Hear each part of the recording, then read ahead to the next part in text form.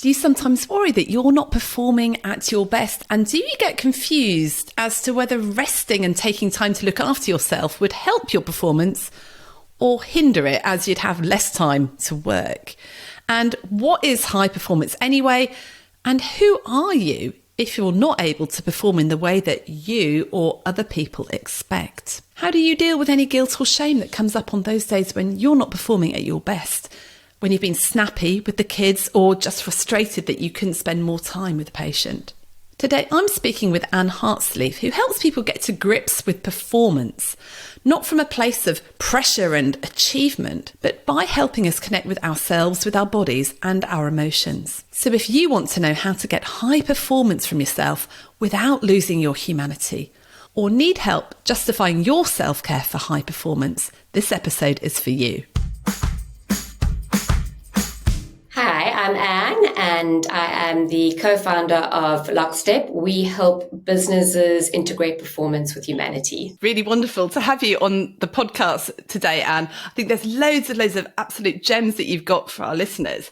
So is it right to say that you're a performance coach?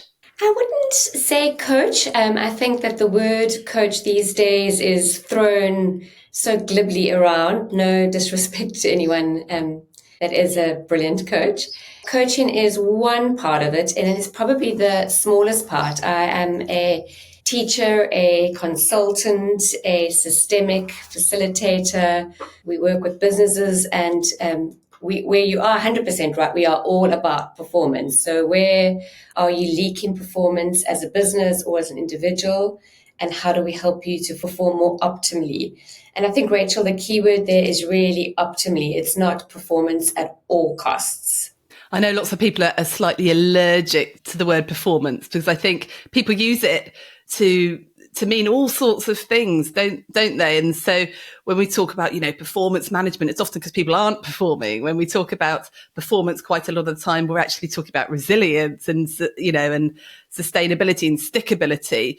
What do you mean when you're talking about performance? And is that different in 2024 to how it was maybe in 2019 before we all went through that COVID experiment that we all had to go through? Yeah, what a great question. So there's a lot there. I totally agree with you. The word performance, it's a little bit like a lot of the other words like leadership. They've become commodity and overtraded words. People don't even really know what they mean anymore. And that's, I think, become the problem and was the problem way before 2020 already, whether we want to say thankfully or not thankfully, but the recent crisis has really shed a spotlight. What we mean by performance is how are you performing optimally, and what is the end result of that, and what is it serving, and what is its purpose, and what is its intention. And for a long time, Rachel, I'll be honest, and my business partner and I, we thought about, do we use the word performance or do we use the word purpose? Do we use the word intention? But really, if we are completely honest about it, we've got to be brutal about the fact that anyone that owns any kind of establishment, any institution, what they really, really want is success. And people often think about success as performance, and people often use something like purpose, which I know that you'll know well, as almost the dark side of purpose, pushing people in order to perform because it's our purpose and it's our mission. And so there's no getting away from this word performance. So you're saying that if you equate performance with success, you're going to be focusing on the wrong things to get there? Totally right. So success is really personal. In fact, we call it sacred success. It's that personal a notion to be successful.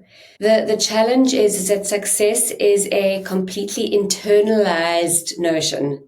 What success looks like for me is so different to what it looks like for you. But our performance metrics are all the same in terms of what we need to be achieving. So our route to performance cannot be the same for everybody. It should not be the same for everybody. And so we have brought humanity back into performance. We talk about it as how do we integrate performance with humanity? Because essentially what performance talks about is the doing piece. It's all externalized. What have you achieved? What numbers have you reached? How many patients have you seen? How have you been diagnosing correctly? Whatever the performance stats might be, those are clear. But the humanity part has been left out. And so what we have seen in the world over and over, and I'm going to come back to success if you're still wondering about that, is our brains can't handle both and. And that's how we've been called to live at the moment, rather than being totally binary.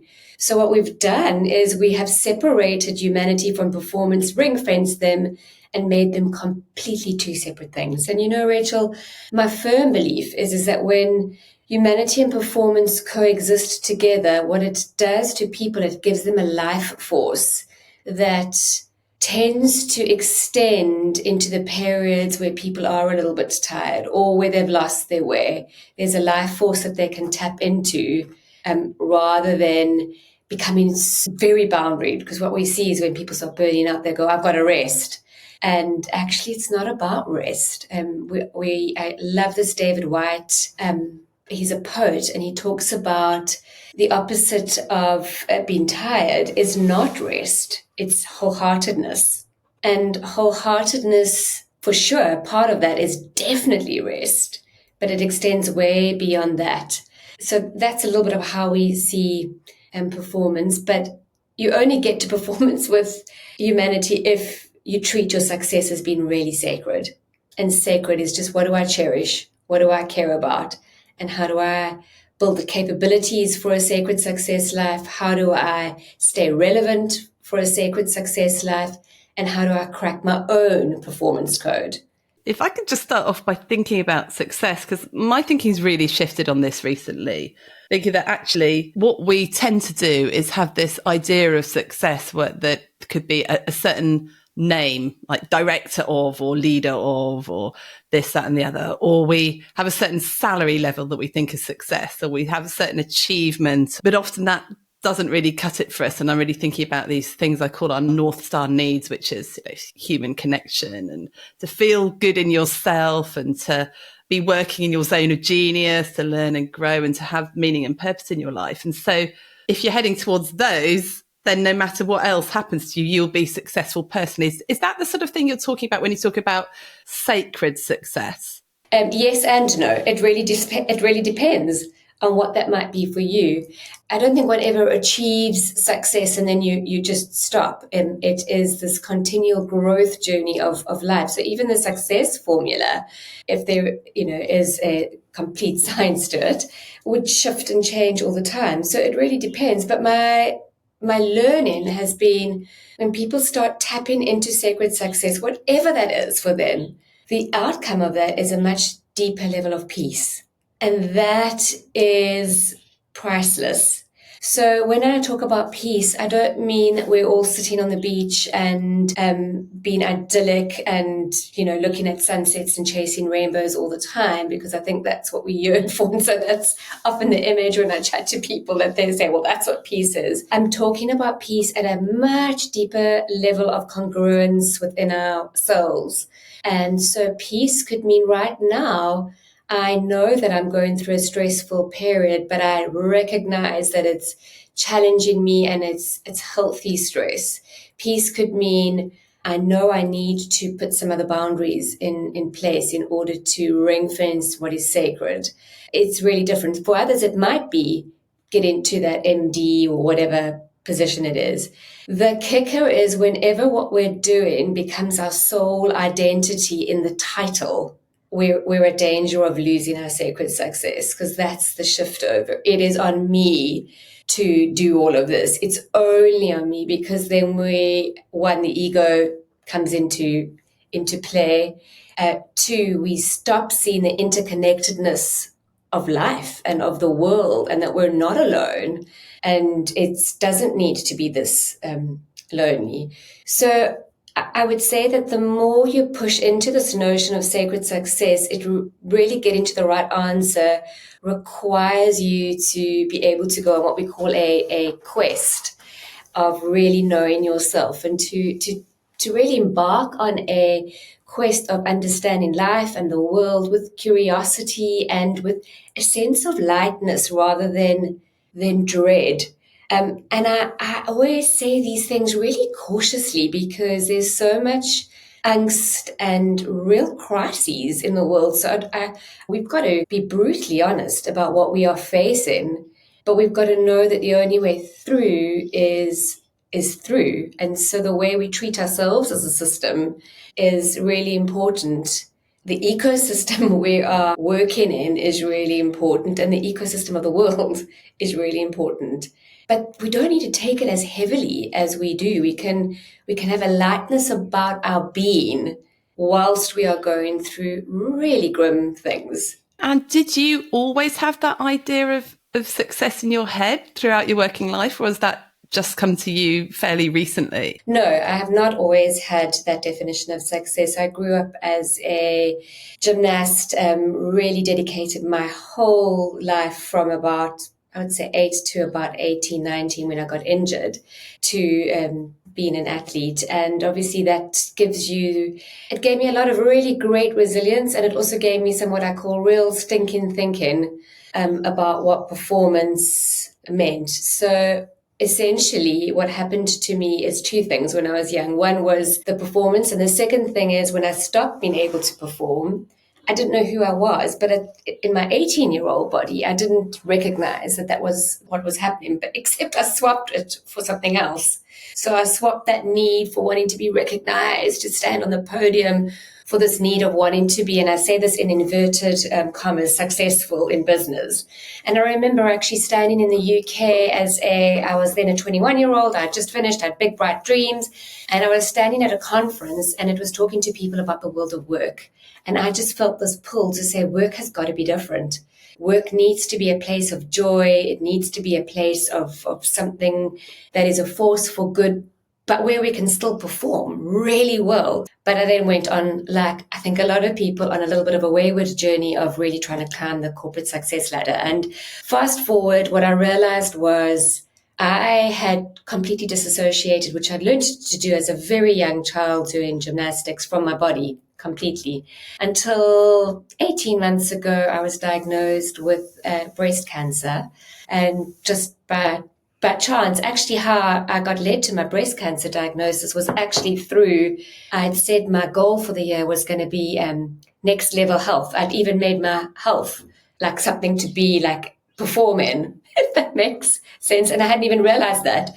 So I was slamming my body, I was pushing, and then this diagnosis, it really stopped me in my tracks to say, well, you just don't have a choice anymore. You can't push any harder. And so I always say push energy runs out of itself. And truthfully, I'm still very fresh into this diagnosis. It's only been 18 months and I'm still in that space of, when you are in process and everything feels new, and all of these epiphanies are, I think to everybody else, they're like obvious, but to me, they're so fresh and so new. But with my experience of being in business, I'm seeing it through what feels like such fresh and joyful eyes at the moment. So I think we have got performance horribly wrong in business. I think it's a tragedy.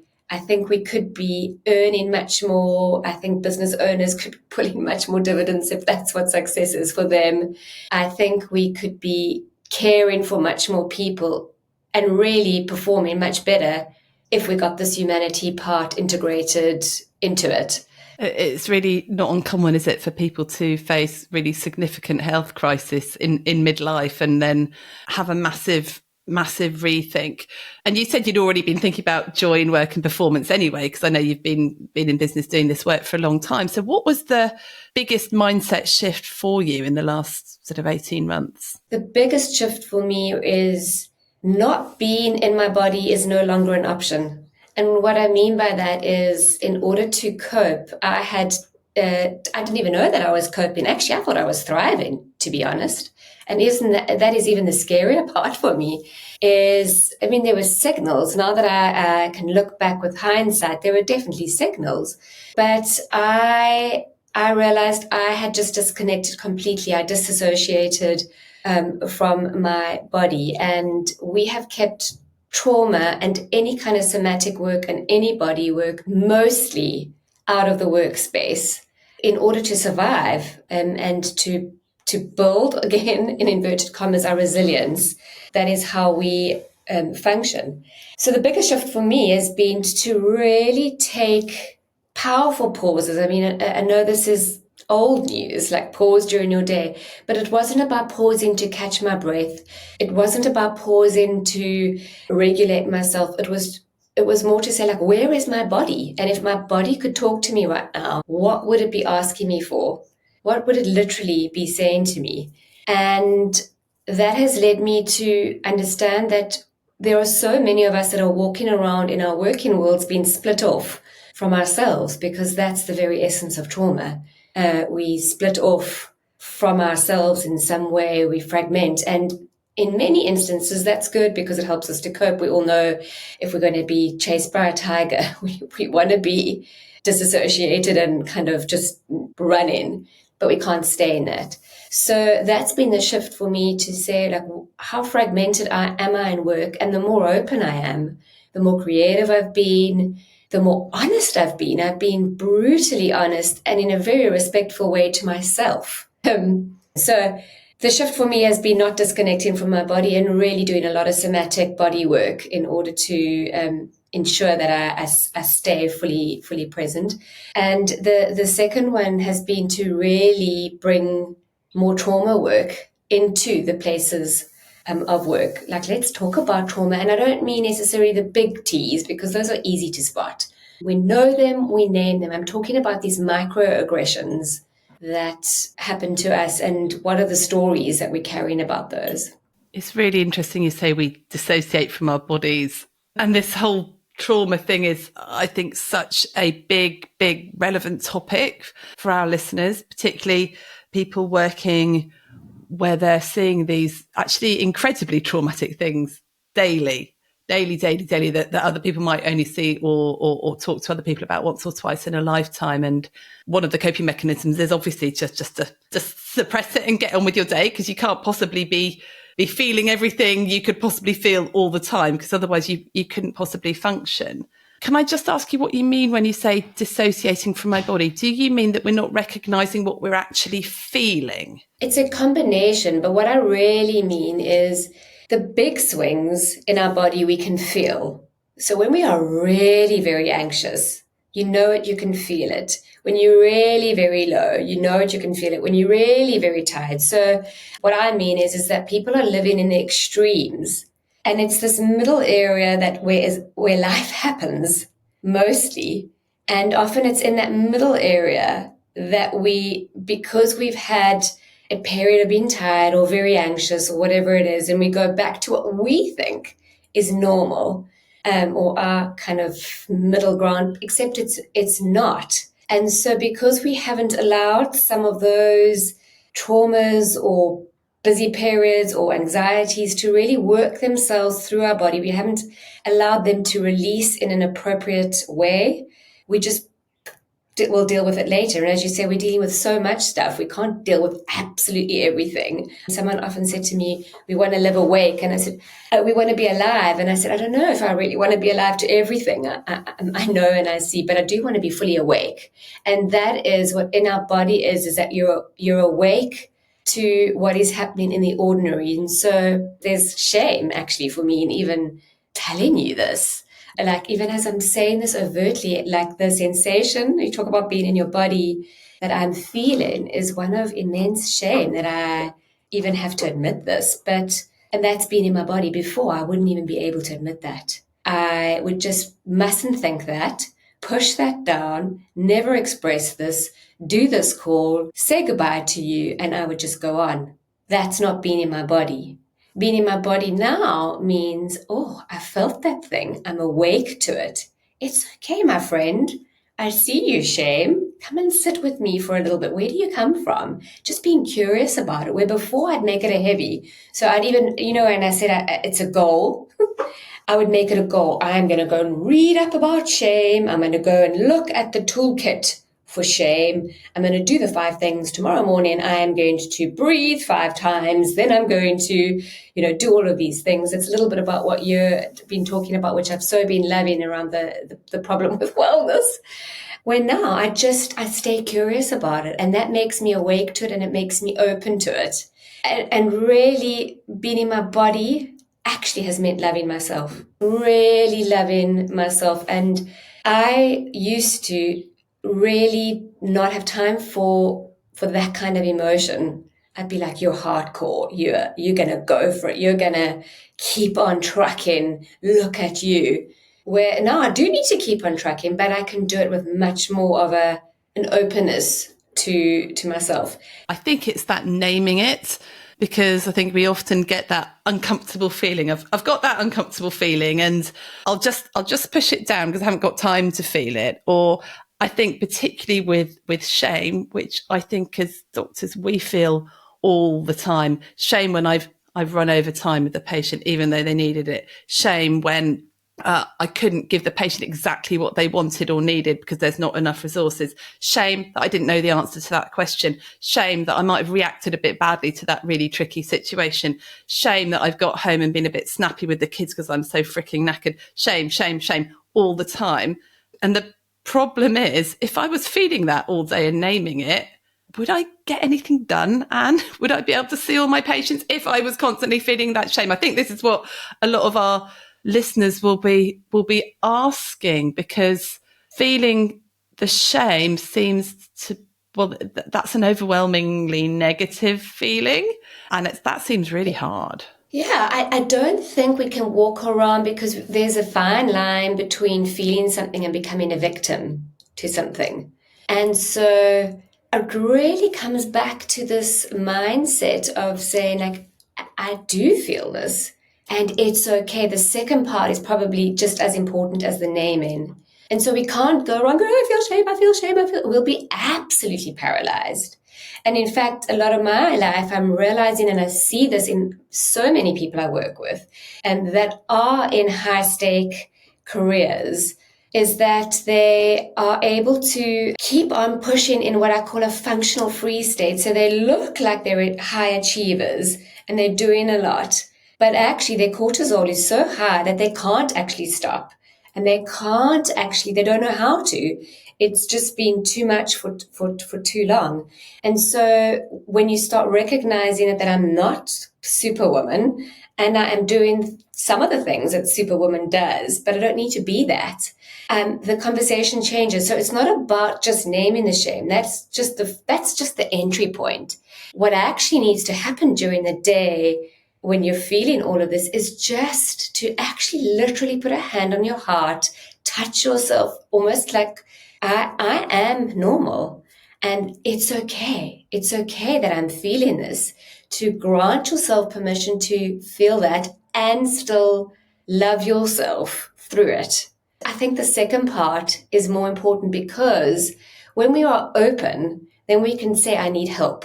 When we are open, we can say, I've messed up, but I'm going to do better. When we are open, we can be more innovative. It's when we're closed, because we haven't even been able to name it or deal with it, we just don't get anywhere. So what I'm saying is we can be a mess in our day and still love ourselves.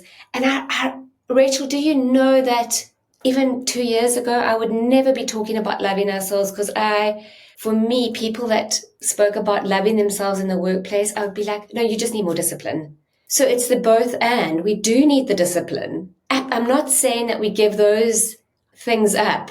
We absolutely need them. And we need this other part of our humanity to join us. That makes such sense. And I think one of the problems is when we've got so used to feeling this feeling of shame, or I'm not doing well enough or whatever, that we then have this internal interpreter in our brain.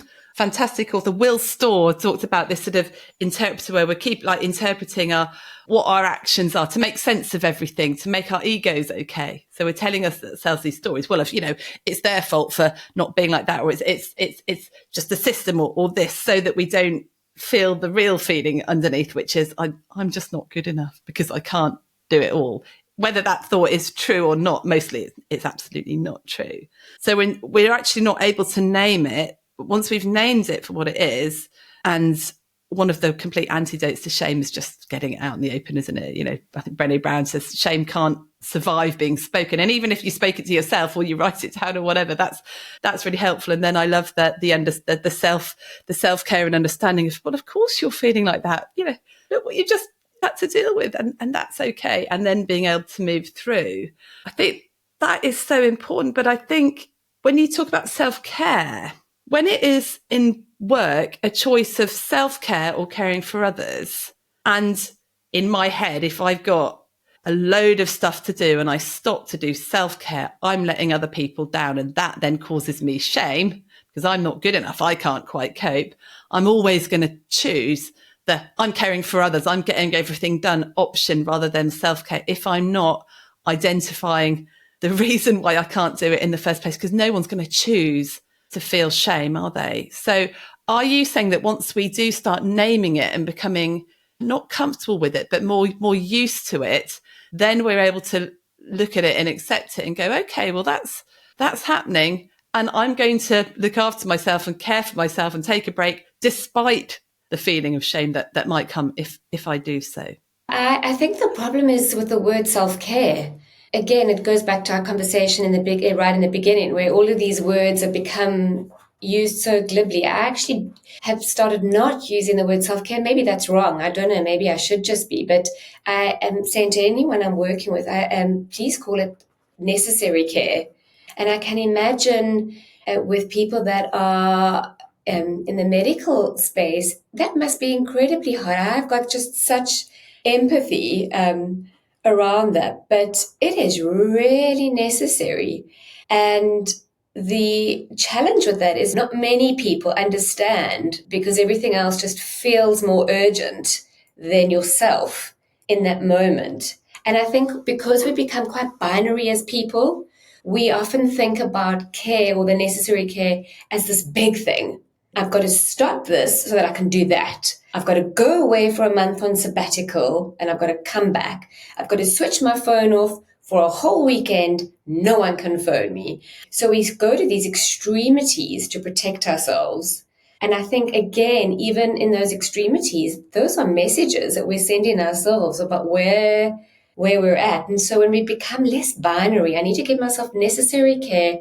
This doesn't need to be a big thing. We make it these big things, so then it becomes another performance task that we have to do. Yeah, we've been putting some posts on Facebook recently about, you know, what to do if you're overwhelmed and things like that. And some people are getting really upset about the fact that we're saying, stop. How can you tell people to stop when they're overwhelmed? It's like, oh my goodness, you know, even the fact that you're reacting badly to that post shows me the level of overwhelm that there is. And it's really just, you know, stop and write down everything you've got to do so that you can get it out of your brain and start to actually move through it.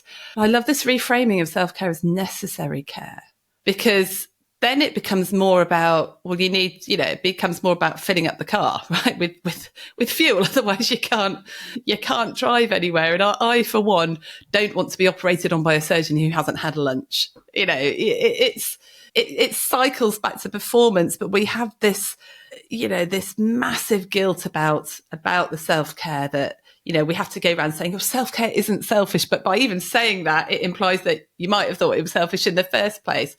And that is a key, we bring it back to performance. It's such a key part of performance that I think most of us totally ignore, that your own mental state, your own physical state, your own emotional state is totally key to how you're performing in the workplace. And so is this what you mean by when you say that you're bringing humanity back to performance, or are there other elements of it as well? It's a part of it. So the humanity into performance is how are we having the kind of conversations that we need to have? How are we creating psychological safety? And that's also become another buzzword, because psychological safety actually, it's everybody's responsibility to create psychological safety. I'm talking about what are the new kind of levers that we need to start looking at things through. What are the cultural codes that we should be setting within our organizations or our places of work so that we can perform. What does relevance look like in organizations today? Like, how relevant is this? I think each business or institution has its own unique performance code, and that takes a set of the harder metrics that we know need to be achieved together with other things like, have you crafted a success hypothesis? What is that? How are you communicating safety and hope? There's a whole a formula that we give different businesses, and Rachel, not one formula is the same as the next. So that's the one part about it. The other part about performance and humanity is that I really, really believe that we're going to only get to performance integrated with humanity is when we start addressing our nervous system health as a society. And I know that that is a really big statement, because what I see all the time and what we know is true from the science is that nervous systems read nervous systems. And what I mean by that is, even when it's a doctor or someone seeing a patient, if their nervous system isn't anchored or grounded, they can only pretend for so long. And they're actually imparting that to that patient. That patient is picking up their nervous system too. And I would even argue that you can't really heal anybody unless your nervous system is in an okay state. It doesn't even have to be brilliant, because we're not brilliant all the time. So I'm not saying you have to go for like, I am all Zen today. Again, that would be binary. But just knowing that that patient that you're talking to is reading your nervous system and you're reading theirs. And so we get ourselves into this, what I call self-sabotage cycle, all of us in the world. And I think that's what's going on at the moment, which is why if we could all just stop and pay attention to our nervous system health, knowing when we are open, knowing when we are closed, I think we could circumvent a whole lot of stuff. Oh my goodness, I so totally agree. And, in the medical world, you've got the nervous system, not just with the patient and the doctor, but obviously the patient rubs off on the doctor, because the patient's obviously nervous when they go and see the doctor. That's pretty much a default state, isn't it? But then you've got the doctors and their colleagues, and then everybody else that they work with, and everyone's got this high circulating cortisol, and everybody's stressed, and it's just this massive melting pot of stress.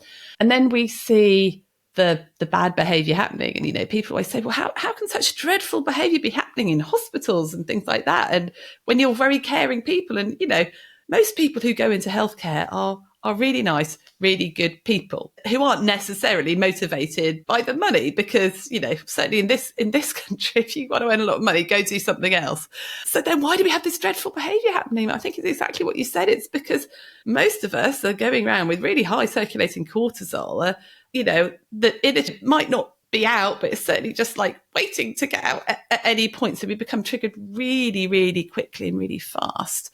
Then we don't focus on managing that or recognizing what's going on. We focus on the other things that we think are important. We try and teach people how to be really empathetic or how to communicate properly, whereas we haven't taught them actually how to recognize, are they in their sympathetic nervous zone or not? Is there in a chimp out or not?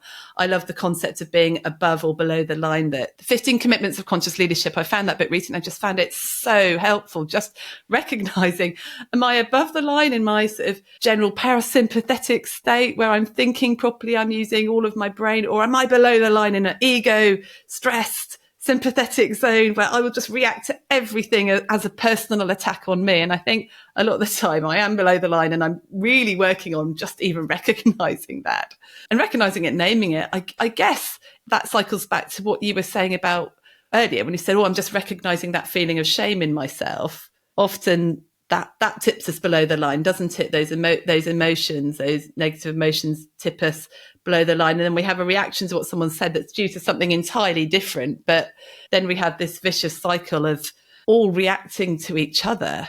So this management of nervous systems, really important. But how on earth do you do that? So I think the individual basis is obviously a lot easier if a person chooses to do that, because there's so many modalities that if someone is going to be dedicated to it can do. What I think we've missed, and what you're pinpointing to, is dealing with our collective trauma. and healing organizations. And there is a real space right now there. For me, there's a broken business, and that's when we are leaking performance, or we're not making it, or there's some big challenge we need to solve is the one thing. And then there's on top of that all of this collective trauma that's been hanging around, and people don't want to talk about that in their places of work collectively. They're happy to talk about themselves to the people that they trust, but they're not happy to talk about this group. And that is why I don't think we're not going the full way. So there are ways, and the one is we actually just call it nervous system mapping. We do work where we actually map the nervous system of individuals, and then we do a nervous system map of this group or this organization. And again, all that really is giving people handles to name, if this team or this organization was a person, where is its nervous system and how is it showing up? Like, what does that map really look like? And then, because we've mapped something and we've actually put it on the board, it gives way to really great questions, because healing takes place through discovery of what it is we need to be doing and how we need to be doing it. It's a diagnostic, but on another level. And so then we start working into that, and that's when the coaching starts. And we keep on these conversations alive.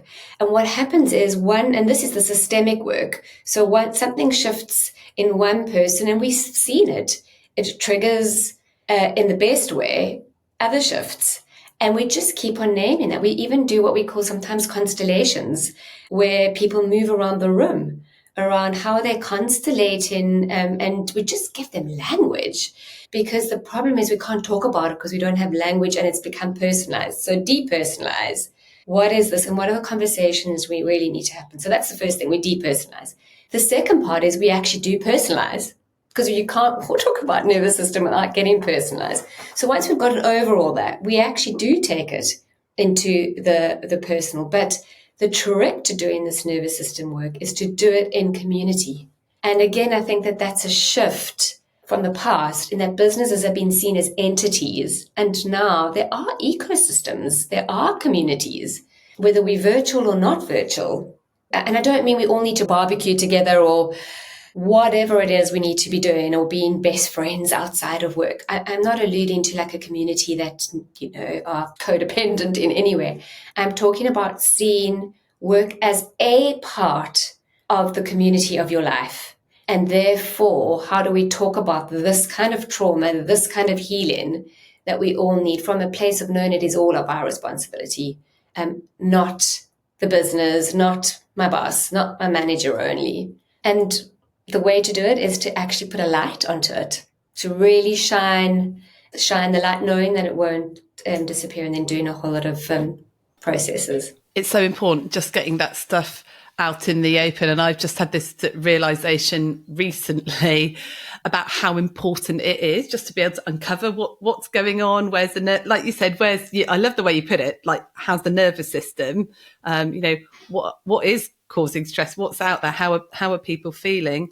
I guess as a leader, we've done this recently with my team, and I found it really hard, because as a leader, you feel really responsible, and then you just feel this massive amount of shame that it's your fault. Now, I know it can't always be the leader's fault, but you know that a lot of people's stress is maybe the way that you've been reacting to things and not modeling it. We know that stress passes on down, and the leader does have a big influence. And I think that probably stops us a lot of the time. It stops the leaders from allowing the teams to have their say and just to have a bit of a vent, because it feels, you say we depersonalize it, it just does feel so personal. If your team are going, oh, I'm really, really stressed, and you're the leader of the team, you're thinking, oh my goodness, I'm a failure. I've done this completely wrong. So it's a really tricky one, but it's incredibly cathartic when it actually does happen, isn't it? It is so cathartic, but I think it's more than the vent. It is the vent, and it's feeling all of that. But what happens after that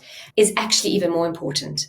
Because what I see so often, and why I feel that so many people don't want to be themselves in these sessions or open up because when the contracting hasn't been done properly or it's still too much of a transactional environment, I say, and you do, we need to just keep on going. And if it's too much of a transactional environment, number one, that naming or that venting is going to happen in, even with the best contracting, it's going to potentially be a blame session, a shame session, and then nothing happens afterwards. And actually, all that does is actually it causes more damage to our nervous systems.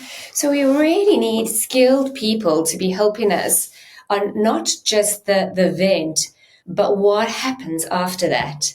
What are we saying? How are we putting this together? What agreements are we making? What are we going to be monitoring? What does systemic, we call it optimal system performance, look like within myself and within this environment? And how do I'm cautious about saying this because I've got to be honest and say, whilst I am in the doctor's rooms a lot at the moment and hospitals a lot at the moment, I don't work in the medical field. And my empathy for the medical professionals during my cancer show has skyrocketed. I have just such immense respect for anyone in the medical profession. But the challenge in businesses is that leaders then even start to get transactional about the things that they said they were going to do. And so it becomes another thing on my job list to do. Or people say, I can't take 4 hours out to talk about this. Well, you know what? You don't have to. There are ways we can keep communicating if we are committed to this community. And so there are a couple of yes buts I've got here, Anne, for people working in healthcare. Yeah, a lot of the time we're not in these static teams. So we're not in like a team of 5 or 6 people where we always work together. We're seeing the same people. Often you've got juniors rotating around. You've got different people on shifts. Often you're a team of 200 and you never quite know who you're with. I think that's going to be the nature of our world. People moving around all the time. So it's okay that you're not in a static team where you can ring fence a team and journey with a specific team. That's great. And obviously you can go really deep and pinpoint things. That's a different scenario. But in these more fluid teams, I actually think it's even more necessary because you're dealing with more unknowns more of the time. It's not easy to have a team charter or to boundary around what is our agreed way of working. You just can't do those things. So what happens then is actually dealing with the trauma or these microaggressions are even more important. And so naming things in the moment, having times, even if it's I know the handovers and shifts things, for those that are working on shifts, but I've even been seeing people just do short trauma exercises, somatic exercises just before together. Like you can almost even together do a breathing exercise. I've got this habit of going on a silent retreat, or I say habit, I've only done it twice. It's a new habit. And what I'm amazed by, I am arriving into a space with people I know nothing about.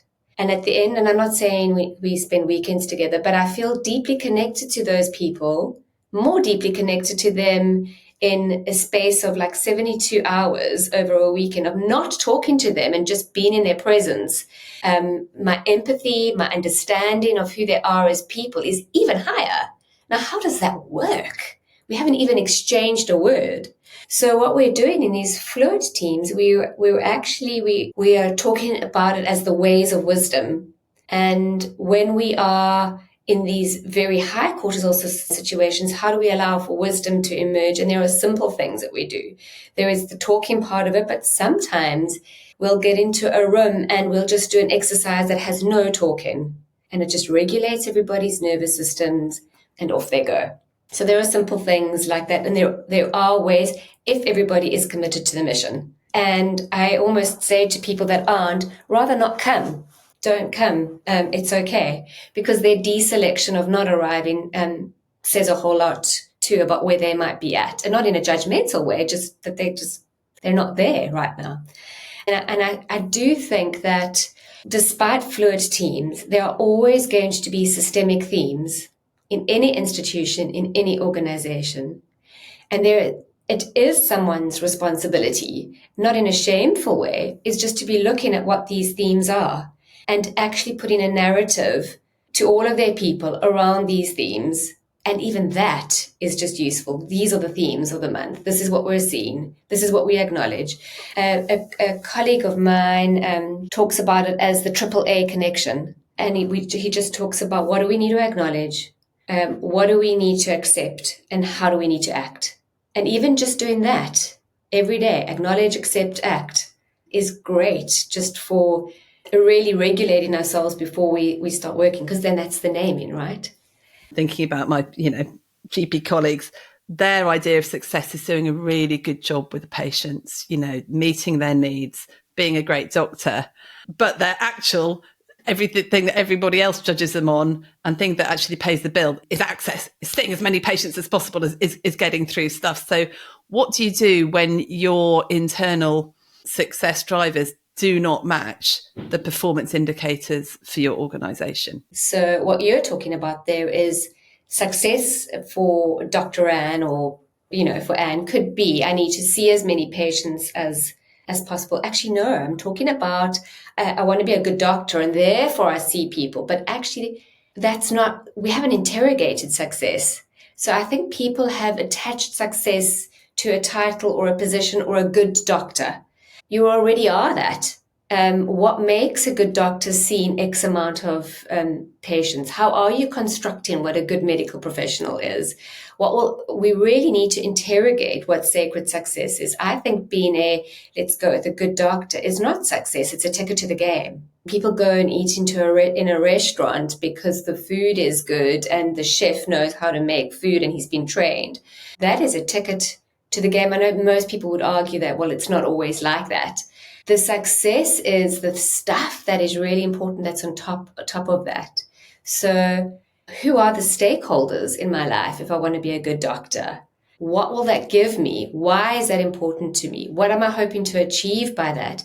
In this season of my life, where my family is, what are the sacrifices or what are the trade-offs that I am going to name, that I am really making? Where are my trip-ups within my sacred success definition that I really need to work on? So I think people haven't interrogated what success is. They know what performance feels like and looks like, and they've had a false sense of, oh, that feels good, but it's not sustainable. And so if we don't really interrogate success, we land up with what I call unsustainable or non-enduring performance, which is where we're at right now in the world. The level of performance is just not sustainable. And then to add fuel to the fire, and we talk about high performance all the time. And so that just feels very scary and like, oh, I've got to be.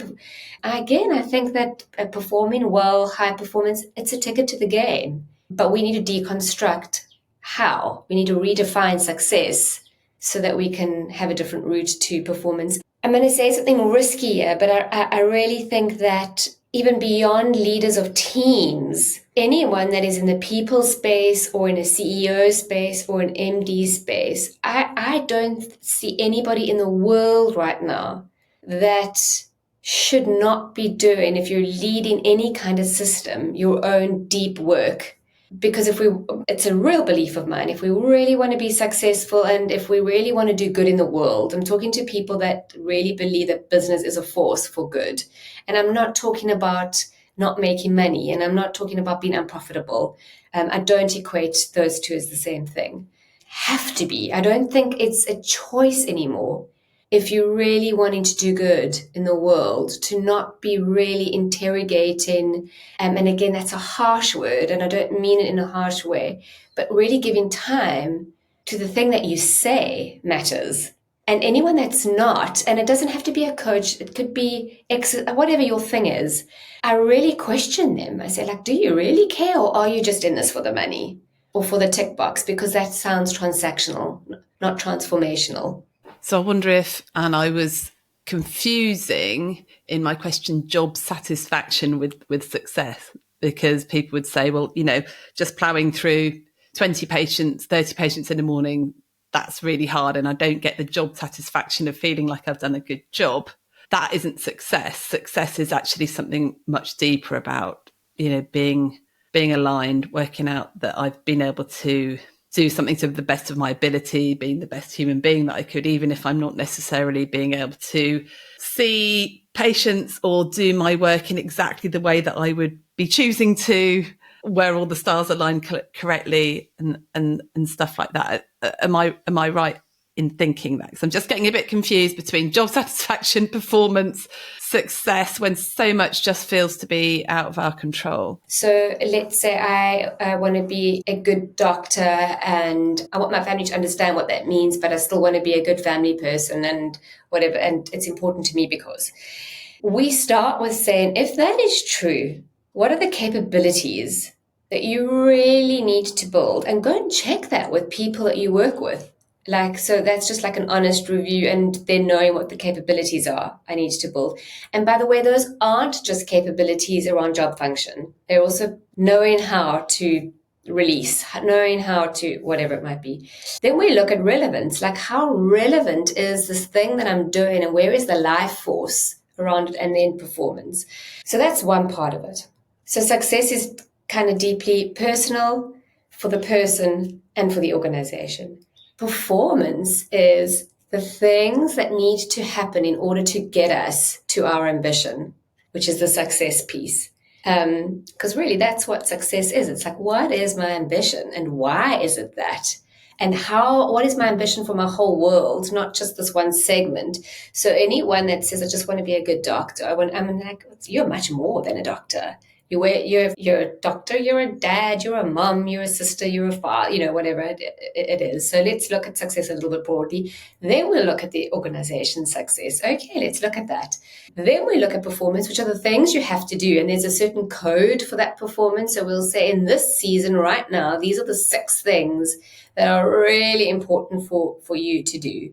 And then comes job satisfaction, because what's going to happen then is we're going to start tying these 2 things together to say, where do your gifts really lie?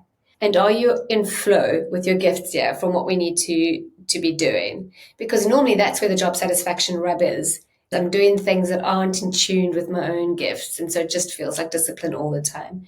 Then we look at things like job satisfaction, if it's not aligning, because I think that's what you're alluding to. What happens when job satisfaction doesn't align with the company's values? And that is true. It does happen. I think it's a choice. And that's the one thing that we do have all the time is choice. So it's a choice around, are these conversations I need to be having? And I would always say, yes. The second thing is this sustainable for me? And is there anything that for me in these values feels unattainable? Like it really, it clashes with my own personal values. And if not, then there's some decisions to be made. I'm going to do this for X amount of time. I'm doing it to get to my success route. So this is going to give me something that's going to help me. And I know it's the sacrifice. Or actually my values don't align at all. And you know that intuitively, really quickly. The challenge comes in, Rachel, is people get confused between when something doesn't align with their values and their own personal state, confusing things around values, because we don't read things properly when we're not in a good state. So job satisfaction, I think, is very different to performance. We see people performing really well, but really not being satisfied in their roles. And that will run out of itself. So if you're not satisfied year on year on year, but you're performing well, you're heading for an unpleasant time. So you're saying that we really need to work out the difference between, am I not performing, am I miserable because I'm a bit burnt out or I'm exhausted or tired in my state, my nervous system is, on high alert all the time, versus this role is really not suiting me because it's a fundamental clash with what is really, really important to me. And there's a difference between those two, but we find it very hard to tell the difference. 100%. And then on top of it, we feel like we're being judged because we've got all these metrics.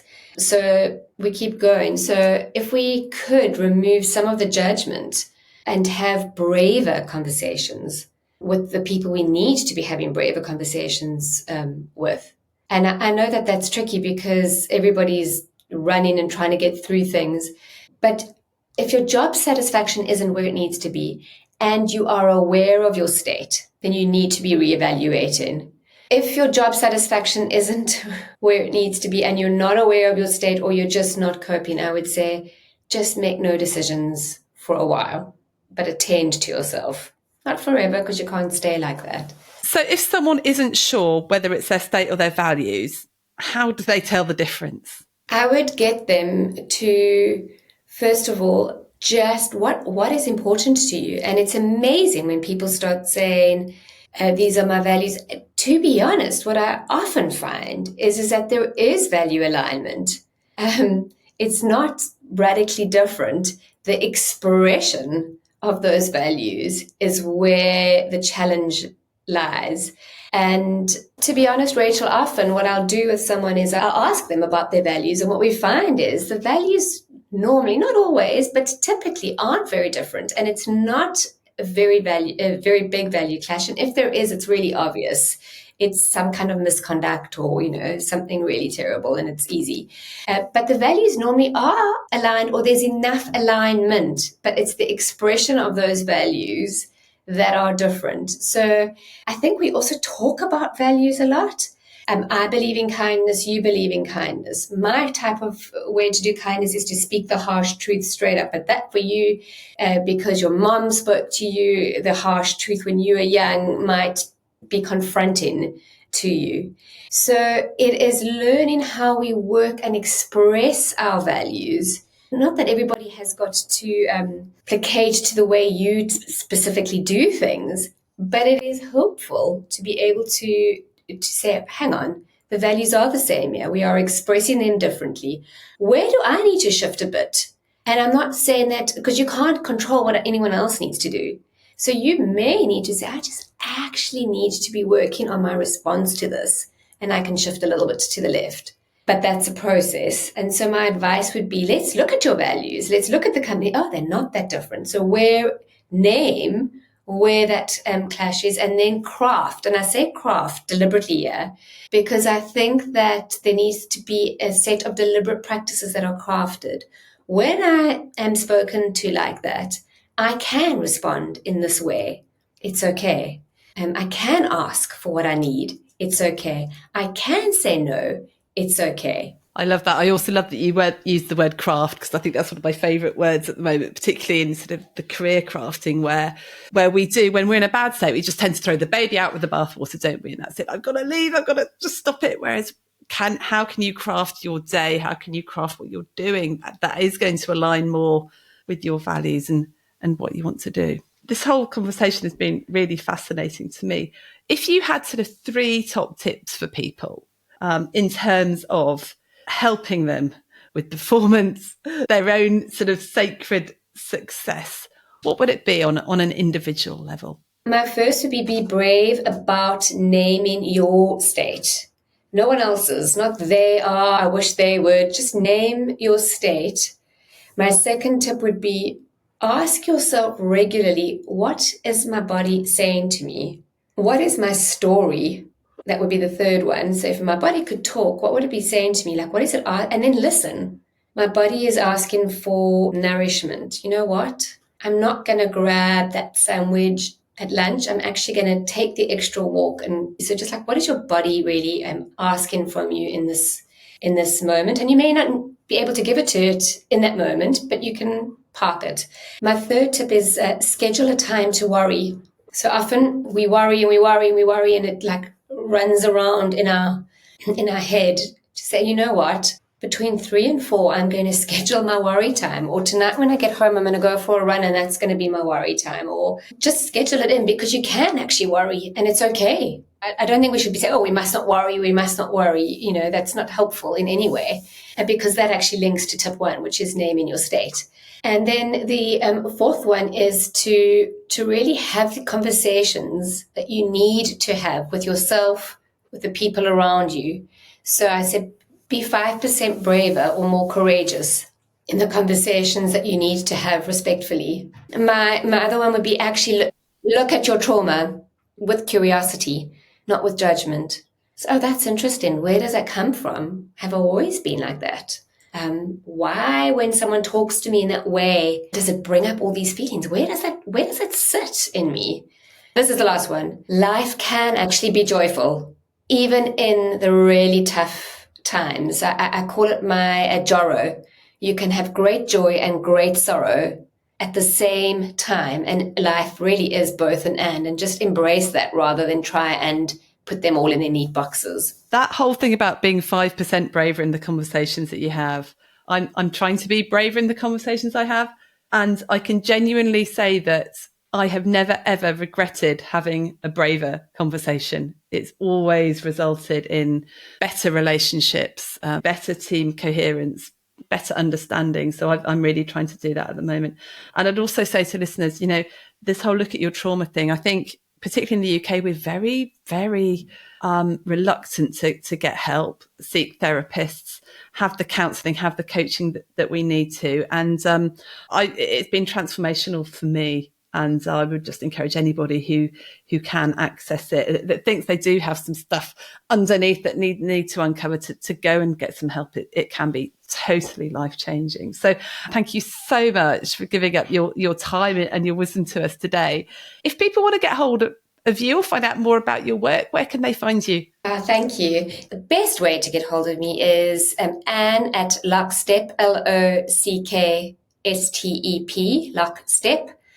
Lockstep.global is my email address, or you can find me on LinkedIn, Anne Hartzliff. Those are the two best channels. And I would love to hear from anyone. That's wonderful. And thank you so much. We're going to have you back another time to explore this more. And if anyone's got any questions or ideas for different topics, then please do just contact us, hello@youarenotafrog.com, and let us know, because I think there's so much more we can delve into this. So thank you so much for chatting to me, and have a good rest of day.